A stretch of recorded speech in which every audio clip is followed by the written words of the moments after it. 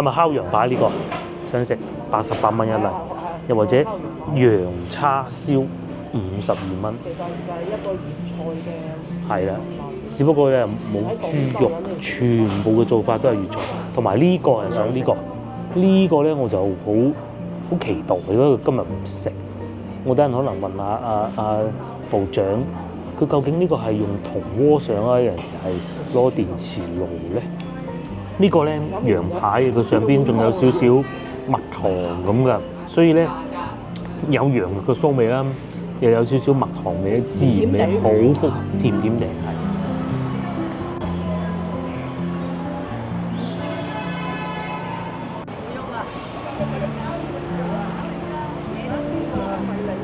大家好，晏晝差唔多5點鐘，我哋又去食飯啦。所在位置係呢度邊度？中山六路西門口地鐵站上邊啊！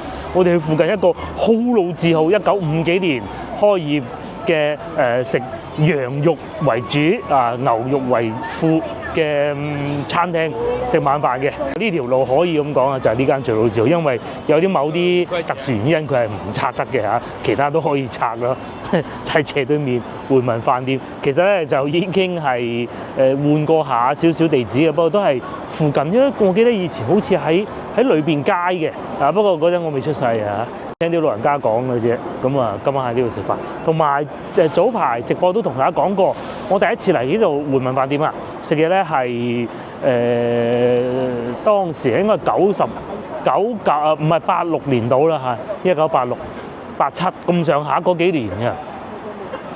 咁啊，當時咧仲唔係好識死啊嚇，即係唔係我唔識死啊，回民飯店唔係好識死啊，食嗰個銅鍋羊肉火鍋，即係攞啲炭去煮嘅，咁喺室內食嘅，對面啦。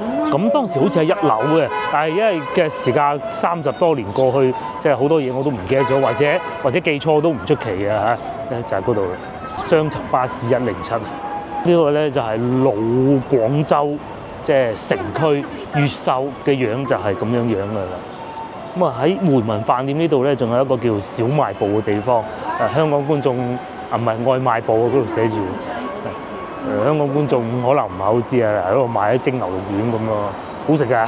5點半啊，晚飯。下午茶。係啊，下午茶咯。發覺嚟得太早添，等一等先啦嚇。係5點半開工啊，好多餐廳都係5點嘅，佢5點半。人民中路，咁我哋又往呢個方向行過去。咁喺嗰度呢一棟樓金色嘅咧，就叫做美國銀行大廈，哇好勁啊！其實咧同美國的銀行或者美國銀行咧係冇任何聯繫，冇拉楞嘅。最初咧係咁嘅，最初咧廣州啊就想作為有個產業叫做香港啊嗰啲服務業啊銀行業嘅後勤基地。銀行香港有好多銀行噶嘛，咁佢要有人做客服人員噶嘛，譬如匯豐銀行咁。咁你揾啲咩人去做好咧？咁香港人都係貴㗎啦嚇，廣州人咧就粵語係 OK 嘅。譬如話可能一啲保險公司啊咁佢當時咧就係想做呢一方面嘅業務，所以出現咗呢棟樓。但係後來即係時至今日咧，其實佢哋喺度賣衫啊，賣嗰啲男裝衫啊，所以呢條街咧就好多批發市場嘅。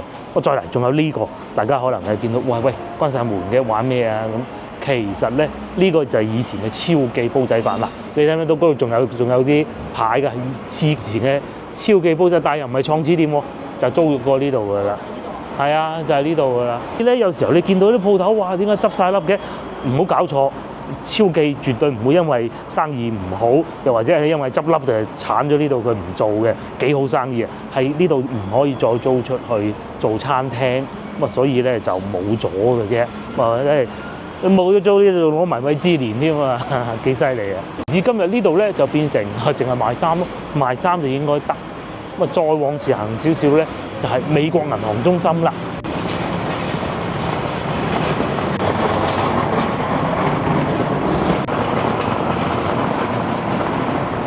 天橋底牛腩粉我哋都食過啊，同埋老城區啊，唔計珠江新城嗰陣咧，如果外地有啲小朋友啊有病啊，咁佢當地解決唔到喎，咁因為醫療水平有限啊嘛，咁就嚟呢條街醫㗎啦。基本上呢條街搞唔掂都幾頭痕㗎啦。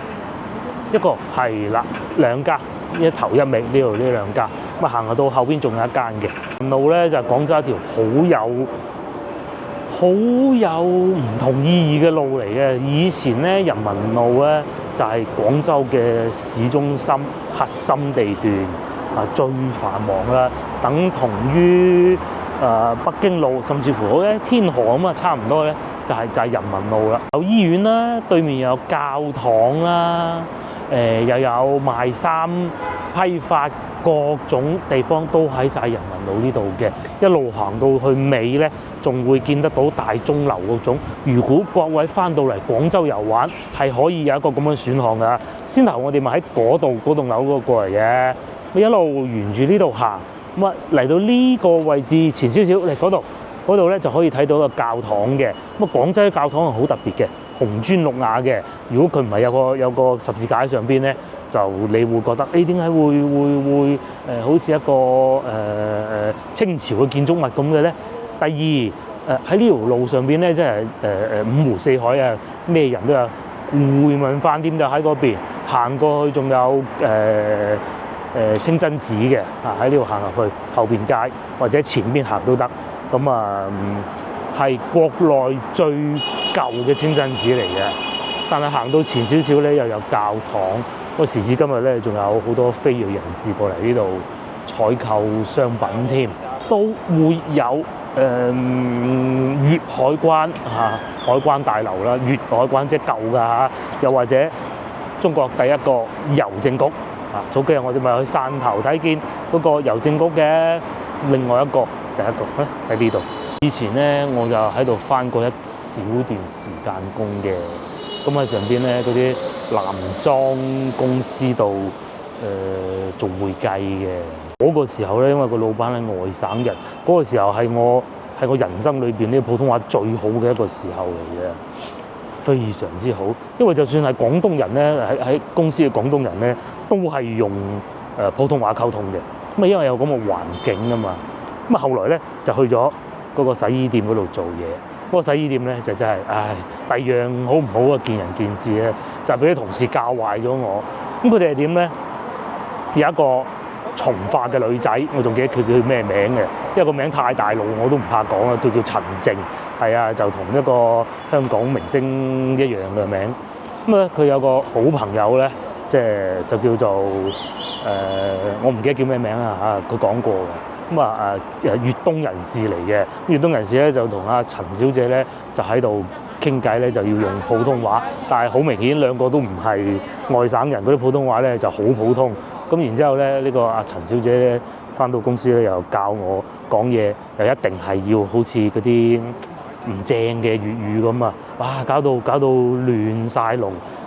普通話咧就喺嗰陣消失晒，所以有好多觀眾問：你點解我個 channel 唔係用普通話嚟講嘅？第一，先唔好講話我喜歡唔喜歡，我會唔會咁樣表達？從商業角度嚟講，重點係我根本都講唔出，講嗰一兩句就得嘅。你係要長篇大論啊，我講唔到嘅嚇。又係我工作嘅其中一個地方嚟嘅啦。但係咧咁多份工喺呢度，工作時間係最短嘅，即係做咗一個季度左右，因為實在頂唔順啲人咯。係啊，咁啊執包袱走人啦啊！但係當時咧都發掘咗好多美食嘅，同埋認識咗個朋友住海珠區，叫阿濤，咁啊大隻咁嘅。平時咧就吃喝玩樂啦。咁啊當時咧我哋都有嚟到後邊街呢度食午餐㗎。睇下而家變成咩樣先。而家檔桂林米粉都係唔錯嘅，好似全部變晒咯喎。應該桂林米粉係講緊呢一檔側邊呢一檔，應該係呢個啦。唔係喎，潮汕嘅喎，變咗唔通？我記得啦，前邊啊，好正宗啊呢個前邊呢個位置。咁但係咧就要坐喺馬路邊食㗎咯。呢啲天氣係最好啊，凍冰冰咁樣。呢度食桂林米粉，呢度係啊，專業桂林米粉嗱，佢唔係螺絲粉，佢係桂林米粉呢間啊。我隔離有豬腳飯啊，各種㗎啦。當時我哋最喜歡嚟呢間。時間冇乜人食嘅。一到中午咧，好火爆嘅呢條街，南洋妹麥記啊，呢個新開嘅。當穿過呢條短短嘅呢度唔知叫咩路啦嚇，嚟到咧其實已經光復路㗎啦。呢度應該係算光復北路吧。又得意喎，新開嘅魚蛋妹。凍咗好多，今朝都冇咁凍啊！今朝我聽收音機講都話，講收音機嗰兩個嘢都話，都好似暖過琴日啦，嚟到晏晝又凍翻啦。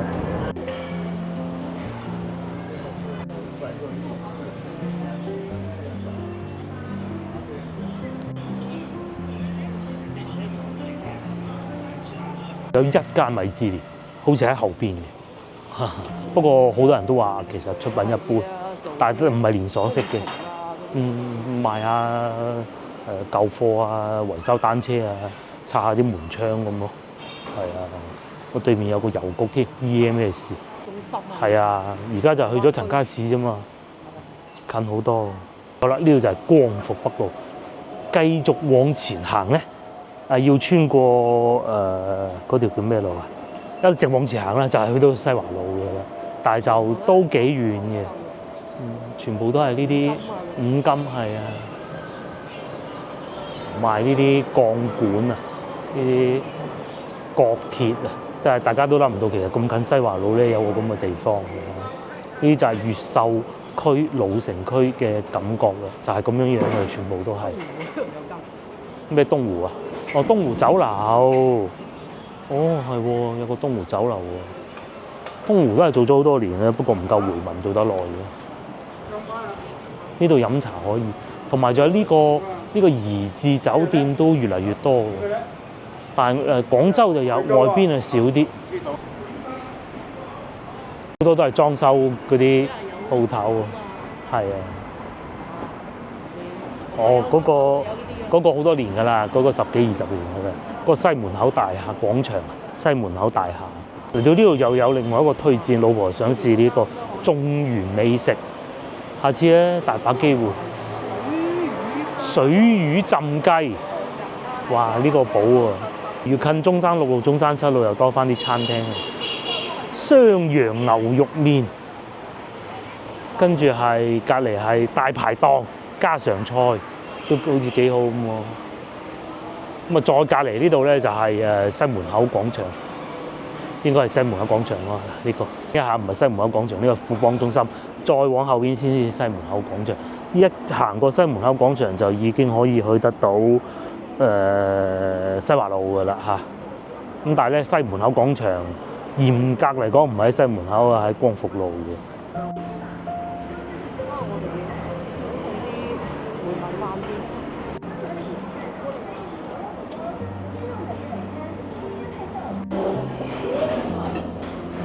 餐廳啦，分配咗個角落頭，咁咪好正常啦。佢哋除咗晚餐以外咧，仲有下午茶嘅，即係全天直落噶啦。我睇下咩食？呢個係我哋想食嘅胡魚文蒸牛丸，今日食唔晒，聽日繼續食。係咪烤羊排呢個？想食88蚊一粒，又或者羊叉燒52蚊。其實就係一個粵菜嘅。係啦，只不過咧冇豬肉，全部嘅做法都係粵菜。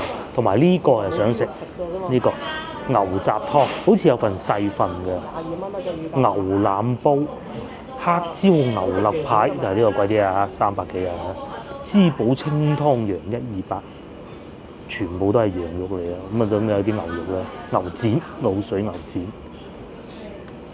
仲有呢個好有趣嘅清真燒滷味，羊肉串又有啦。仲有芝士牛丸，所以咧佢哋全部都係一啲粵菜嘅做法咯。清蒸魚頭，同時仲有呢個牛肉鍋燒餅，又或者呢個蛟門油香，呢個係好似嗰啲肉餅咁咯。甚至乎仲有乳鴿都有得食添，只限堂食，1至3人1隻特價乳鴿。咁啊，仲有一啲套餐嘅。呢度寫得清清楚楚㗎。中山7路係最老字號呢間。咁啊，188蚊左上角呢個，其實喺門口佢都有寫住嘅。孜然烤羊排66蚊一例，全部拼埋一齊就係一個套餐啦。哦，仲有呢個，呢個咧我就好期待，因為今日唔食。我等陣可能問下阿部長，佢究竟呢個係用銅鍋上啊，有陣時係攞電磁爐咧？我覺得係攞個電磁爐嚟，或者 gas 爐咁嘅。但係價錢就真唔貴啊！最貴呢個都係農家雞鍋148。我哋要食呢一因為農家雞鍋呢啲冇理由會用個銅煲上。回民、刷羊肉、刷肥牛、浸羊排，哇！唔夠仲可以要一啲粉麵啊、蔬菜咁咯。醬就係咁，大家有機會翻嚟試下回民飯店。係好老字號嘅，已經做咗好多。酸粒咯，係鹹酸粒啊！第一個餸就好港式啊呢個做法。牛雜湯，聽講話咧，佢哋呢度係食包嘅，即係揾個老細嚟做，咁然之後個牌子又唔改特嗰種咯，咪一年交翻少錢嘅。冇羹嘅。然之後咧，聽到咁平咋，個老闆喺香港度。至於係咪咧，我真係唔係好知。啲嘢食好食就得㗎啦。凍冰冰梗係飲碗呢啲湯啦。個老婆去咗攞羹。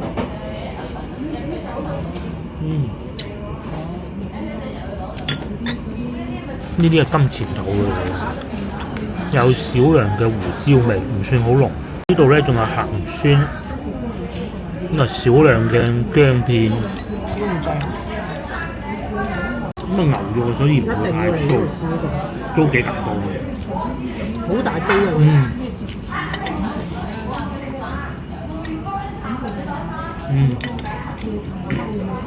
哇，辛辣，好過癮啊！送上嚟隻羊排，絲羊排，呢個等一等先嚇。咁如果冇叫羊排咧，就可以叫個烤羊串，都幾好食嘅。嗰啲烤羊串，我哋上次食過一次啊。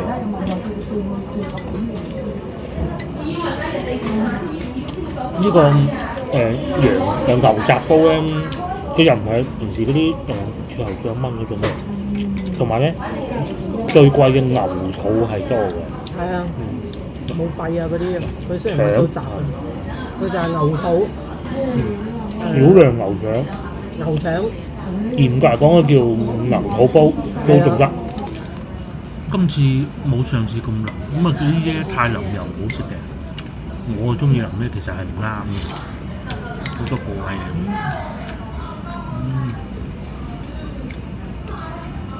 啲湯咧都係奶白色嘅。到呢個啦，呢個咧。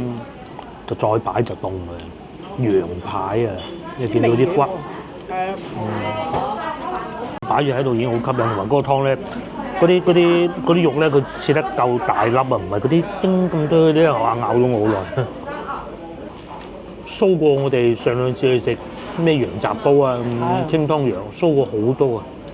係啊，啲羊味夠啊！佢嗰啲酥味應該嚟自啲肥肉嘅。啲調味又好，咁佢係都有咬口嘅，佢唔係一咬落就好腍嗰種嘅，好香，好香羊味。同埋有啲紫仁喺上邊咧，冇咁酥。佢中意啲，我就已經係臨界點嚟，再酥啲我頂唔順。呢個咧羊排，佢上邊仲有少少蜜糖咁噶，所以咧有羊肉嘅酥味啦，又有少少蜜糖味、孜然味，好複合，甜甜地，係啦。其實係同新疆佬嗰啲唔同咗。唔同嘅，有啲因為畢竟啲廣府菜，新疆佬嗰啲咧唔會落糖嘅。唔會嘅，一樣係咁酥啊！呢啲好食啲。後嚟就到炒飯。呢個係牛肉鬆炒飯係嘛？有少少生菜絲，應該係生菜嘅，聞到好香嗰啲炒飯嘅味。嗱，好期待啊！睇下究竟係點。香啊香，但係佢好似唔係用冷飯嘅咧嚇。食咗再講。炒飯嘅香味佢又有嘅喎，究竟點解會咁嘅咧？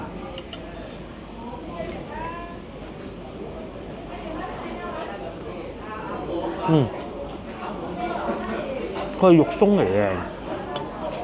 咩叫炒飯嘅香味咧？即係嗰啲飯啊，飯粒經過嗰個鑊咁樣高溫加熱之後咧，嗰啲香味。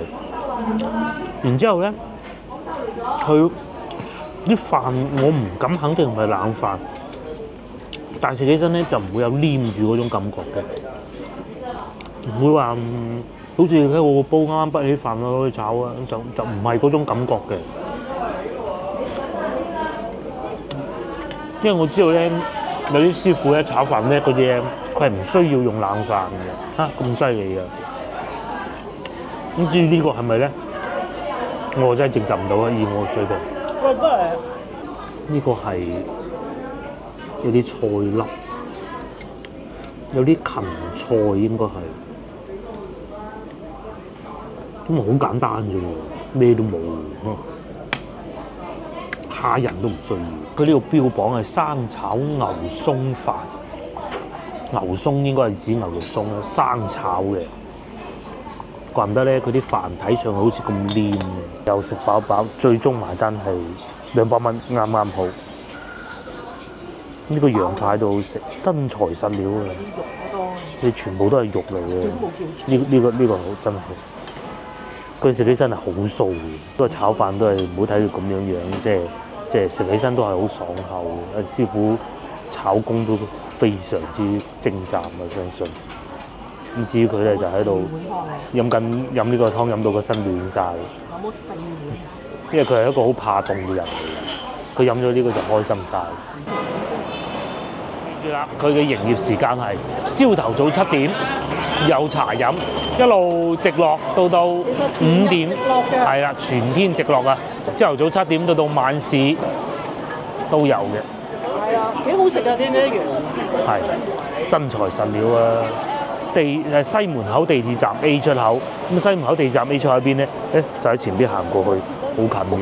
嚟到而家就人哋收工時間咯。條路啊變到晚上咁啊都好正常啦。冬天係咁噶啦。咁同埋喺呢度咧，西門口地鐵站咧屬於地鐵1號線。如果要去北京路咧，好方便嘅，坐1個站就到噶啦。至於我哋咧就都係往北京路嗰方向行下啦。帶大家睇下北京路周邊是怎樣的咧，就係廣州其中一個電動自行車最繁忙嘅地方。唔知道到月底會變成點啦，我都好期待嘅。而家冇一部係唔違規嘅，我可以講係。你揾到一部唔違規嘅咧係好難嘅。佢係全部咁樣擺晒喺度。都幾阻住條路㗎。不過其實咧共享單車都係嘅，共享單車因為佢近地鐵站啊，所以咧哇幾壯觀嘅場面。好多人咧可能會有一部單車嚟到呢度咁啊去坐地鐵咯。係啊，呢度擺共享單車嘅。媽的，路口都絕滿啦！啊，外賣哥哥啊好不滿啊，對於呢一個行為。但係佢自己都係鏟上行人路咯。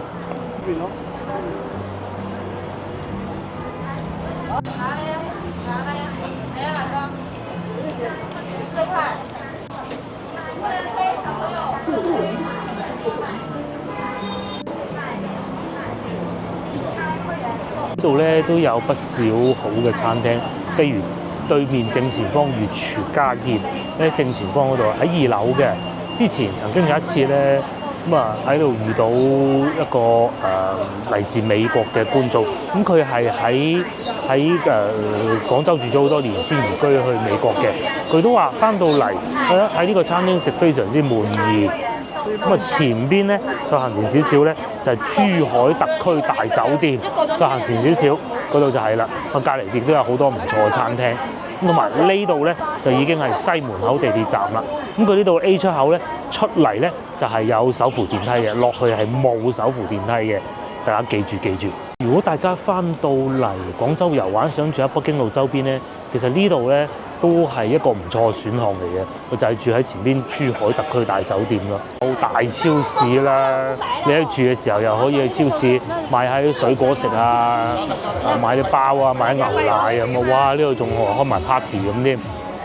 對面又有銀行啦，又有港式茶餐廳啦，又有湖南菜啦。甚至乎呢度仲有得食 pizza 添，食下意粉咁都幾好啊！同埋斜對面有一間之前係食桂林米粉嘅都唔錯嘅，斜對面大西豪隔離嗰度啊，大西豪都可以嘅，嗰啲米飯係幾好嘅。對面仲要係捷泰廣場，即是 AIA 保險公司喺廣州嘅分公司就喺呢度嘅啦。所以咧喺嗰度過去咧有一間港式茶餐廳都係好正宗嘅，太平館應該係叫做係紫航路啊。我哋慢慢行去北京路行下啦，食飽飯就係咁咯。其實而家唔係好夜嘅。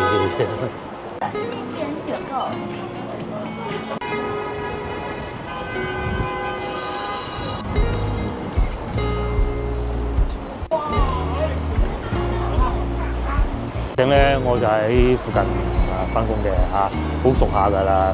以前讀初中嘅時候咧，已經有一個好要好嘅同學喺前邊住嘅。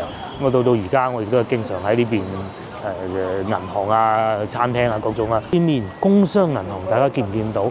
各位觀眾如果翻到嚟內地遊玩，可能會比較長時間，手頭上冇乜現金咧，其實係可以去銀行換啦。友邦保險咧，嗰幾粒字下邊咧。咁又可以出啲提款卡啦，全部都做得到㗎，好方便。咁啊，再行前少少咧，就中綠電腦城啦。咁啊，又係呢個電腦城遺址之一。而家咧其實仲有生意做緊嘅，有啲人應急要買啲電腦器材啊，咁啊都會去嗰度嘅。有時候我自己行過啊，可能嗰啲記憶卡唔夠喎，咁入去買都得嘅，都係可以嘅。中綠電腦城。但係你話同以前比，生意就梗係冇咁火爆㗎啦。呢度咧就係地鐵站西門口地鐵站 A 出口啊。咁啊呢度咧亦都係因為佢係舊嘅線路嚟嘅，所以咧佢就唔會有上落手扶梯，佢只有一程嘅啫，得上嘅手扶梯。至於呢度咧就係大名鼎鼎嘅中山六路啦。咁如果咧以前梗係唔會叫中山六路㗎啦，連孫中山都未出世嘅時候，點會叫中山路咧？呢度咧以前就叫惠愛路。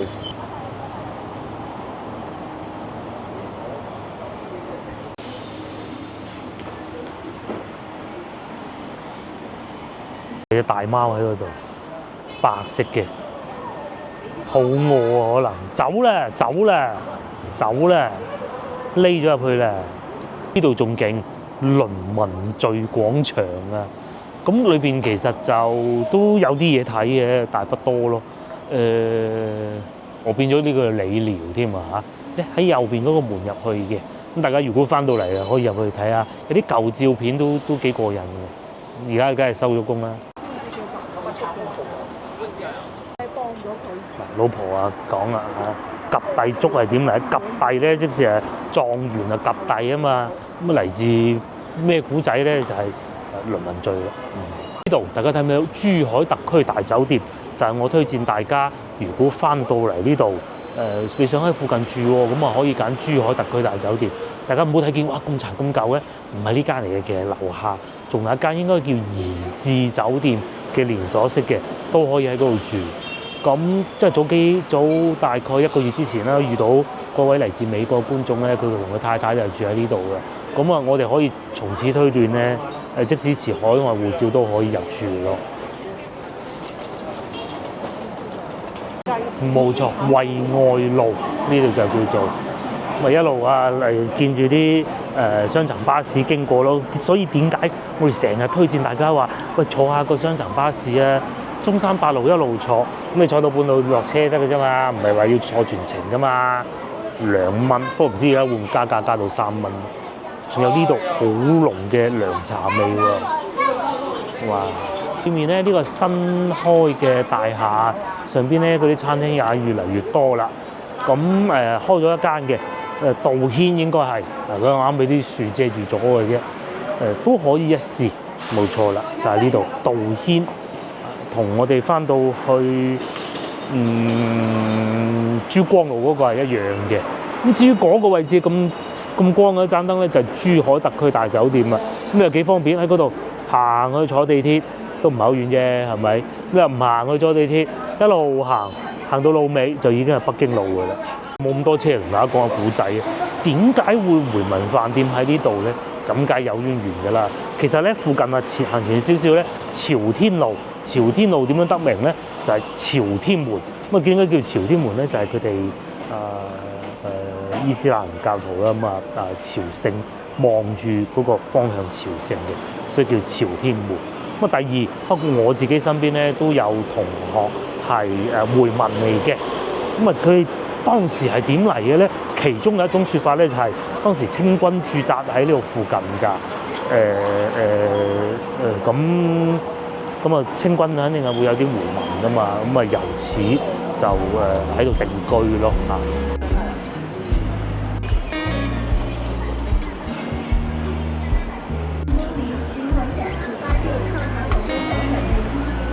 呢度咧就可以行下騎樓咯，即使要到夏天都好咧，都唔會覺得日曬雨淋啊好辛苦嘅。而家冬天咧又擋住下啲風咁啦。呢個雲吞麵檔都係做咗好多年㗎啦，好多後生仔嚟食嘅。咁佢哋唔係用嗰啲膠羹膠碗啊，全部都係用瓷碗嚟㗎。我仲有做咗好多年，維西小食店。至於係咪百年老字號咧，我就答唔到你啦。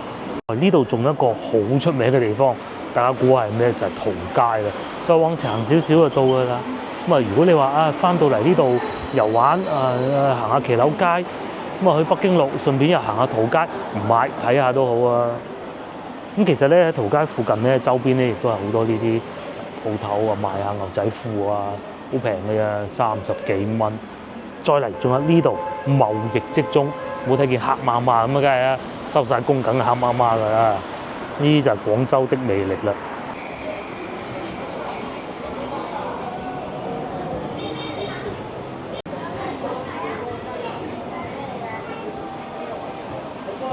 到美食推薦嘅時候，惠外雞咁佢係做全熟嘅，同埋年宵啊，即係應該係年30晚嗰餐飯吧。佢唔係過年嗰啲嗰啲炸蛋散嗰啲啊，8折優惠。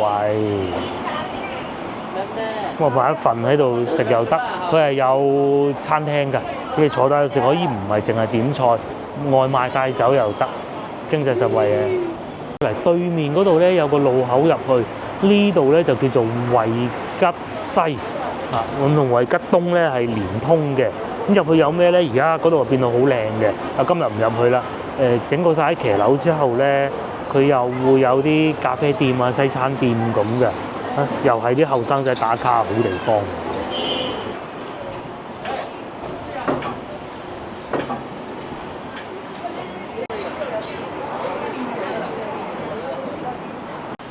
遊客嚟咯喎，咁都夠膽行入去喎。其實冇嘢嘅裏邊，好安全嘅。乜嘢啊？仲有啲鐘啊！隔離阿蔡伯咪有呢啲鐘咯。到晚黑當你10知幾點嘅。係啊，我哋有時都會聽到嘅。我哋隔離屋啊，隔離屋有個咁嘅鐘咯，大啲嘅好似做。即係膠嚟嘅。嗰啲刺繡嗰啲啊，好貴啊！仲有電熱氈添，電熱水袋。天氣凍就呢啲好賣啦。喺度行下睇下啲舊貨，有少少似去到深水埗嗰種感覺咯。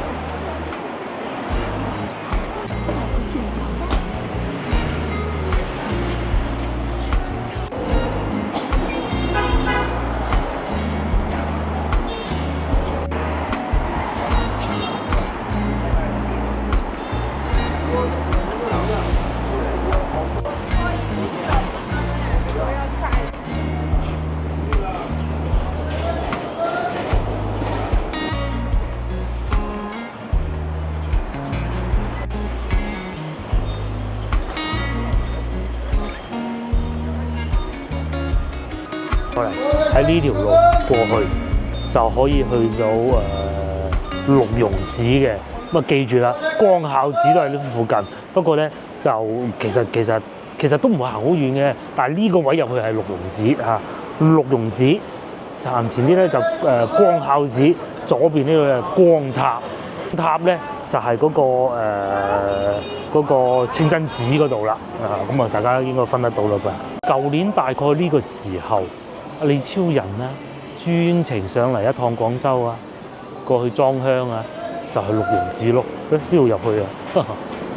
咁啊，同埋咧，如果你唔怕行嘅咧，喺呢度其實唔行好遠噶啦，仲可以過得到去迎賓館啊，飲茶咯，又得。好啦，一嚟到呢一段開始後邊咧，就開始冇騎樓啦。咁啊後邊咧就已經去得到北京路嘅。呢個有賣小太陽叫做天氣凍啦，呢啲嘢老細即刻攞晒出嚟清貨價。又或者一天氣一凍咧，就攞啲羽絨出嚟賣咯。長衫啊，長 T 恤10蚊嘅，生意難做。啊，翻到嚟呢度咧唔買你都可以睇下好多好得意嘅嘢。咁至於呢度入去咧，而家梗係收晒工㗎啦嚇，咪就係淘街咯，就係呢個位置啦。呢度好似香港。係啊，呢度淘街咯，呢度入去深水埗女人街咁嗰啲咯，係啊。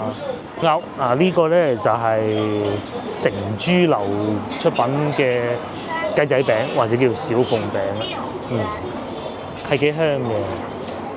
仲有呢間係好得意㗎，呢間百貨店啊，大家睇下佢裏邊賣嗰啲嘢咧，係好懷舊㗎，有嗰啲遮啊，譬如話痰罐啊、不可試錯啊，各種都有㗎。嗰啲好舊式嘅沖涼液啊咁，梗係暖啦！呢個好暖㗎，係啊，保持發熱話，夠晒暖啦，80幾蚊啫。88蚊啊！因為咧，因為廣州咧，其實唔需要用呢啲好長時間，一年用一次嘅可能，同埋會乾咯。我哋廣州人就唔慣嘅，成日話好濕好辛苦啊，其實乾啲都頂唔順嘅我哋。係一味係靠縮下咁游嘅嘢。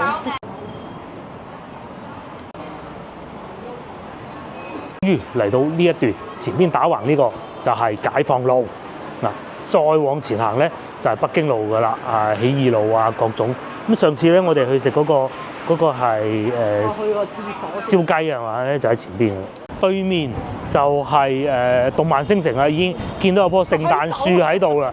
同埋廣州啊，雖然呢啲聖誕嗰啲氣氛啊唔係好重，尤其喺越秀區，咁但係咧佢都係會擺，因為嗰度好多後生仔喺度聚集啊，喺度嚟嗰啲 cosplay 嗰啲嘅。而家咧實在太凍啦，都係要返屋企先嘅。有啲騎樓擋一擋嘅，如果唔係都幾。嗱，你話如果去到珠江新城嗰啲咁樣啊，真係要入室內咯。嗰啲啊擺酒啊，所以我唔中意去珠江新城。係啊，呢度已經咁凍啦，珠江新城啊，直頭凍到。熱嗰時係死熱。係啦，凍嗰真係凍，好辛苦嘅。即係天河嗰啲咯，天河城都好啲嘅已經。都入去坐地鐵，係咪呢度啊？啱唔啱㗎？上去2樓有飲茶。哦。咁啊有啲淘街嗰啲電腦嗰啲就搬咗過嚟咯，一體電腦399起。嗱天氣一凍咧，呢啲就受歡迎啦。哇咁火爆喎，新開啊佢呢個係咩？啲後邊街咧就係回民小學啦，咁啊有啲市場啊可能。咧就去咗洗手間，呢度咧仲有一個飲茶地方。廣州人咧真係好中意飲茶，夏天又要飲茶，冬天又要飲茶。坐低食幾個點心，飲啖茶咁嘅啫都係。咁夏天咧就嘆冷氣，冬天咧就飲茶暖身咯，幾好啊！期待您光臨，請問有持期待您光臨，期待您光臨，鼎力國際游泳健身。另外對面正呢個位置鏡頭正前方就係以前嘅中山五路小學，好細嘅間學校。咁啊再行前少少，呢度就係粵華路。咁啊呢度邊咧就係動漫星城啦。咁啊要坐地鐵咧就喺呢度嘅，因為公園前地鐵站咧係一個好大嘅地鐵站嚟嘅，喺呢度落去。再落嚟下邊呢一層咧，以前就有百佳嘅，而家就冇咗啦。咁其實好多老廣州咧都係對呢度好有情懷嘅。地下商場不多，當時呢度係其中一個。咁後來先至慢慢多翻少些少啦。咁啊依家就銀行啦，同埋前面仲有賣衫嘅。咁啊，但係好多人咧經過呢度咧個目的咧都係坐地鐵經過嘅啫。以前呢度有百佳，係啦，就係呢個位置啊，銀行呢度就係百佳嚟㗎啦。喺百佳買熟食，坐好似係呢個位置。差唔多啦，跟住喺度食。依家就冇啦，百佳。仲有冇百佳？冇咗。廣州好似冇啦，係嘛？可能好邊皮嗰啲地方咯。切走晒。呢度個幅牆咧裝飾好有趣嘅，係嗰啲畫係唔係啲埃及嗰啲係嘛？不過呢啲肯定係翻新嘅啫嚇。呢度就叫中旅商業城啦。呢邊睇下行下呢度可以。呢度仲有下邊好多衫賣嘅喎，天氣凍啊可以買翻啲衫啊。咁啊，廣州點解咁平嗰啲嘢？因為好多嗰啲批發市場㗎嘛，老細咪喺嗰度攞貨啦，攞啲賣啦。雨傘10月有衫賣，又有得照住個鏡。咁啊，前邊呢度全部都係賣衫嘅。有一段時間呢度都好旺啊，好旺場嘅。咁啊，而家咧就係啊，天氣熱嗰陣其實幾好行嘅。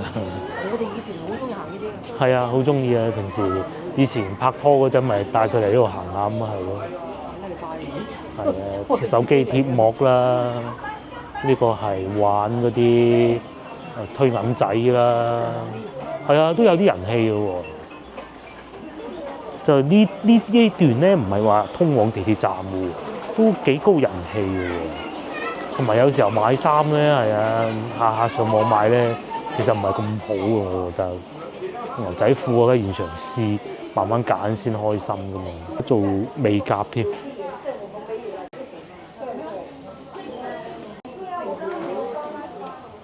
我老婆喺度講緊，先頭咧就中山六路成熟男士就至愛，呢度咧唔係呢度唔係呢度咧都有啲後生嘅，買下呢啲咁樣女士服飾。前嗰好中意行下呢啲咁嘅鋪，而家見到慢慢就變咗上網買。作為一個地下商場嚟講，其實呢度都出租率都幾高。我去過有啲咩正街下邊嗰啲咧，都未有呢度咁多。以前就梗係冇網絡購物嗰陣，就梗係最火爆嘅。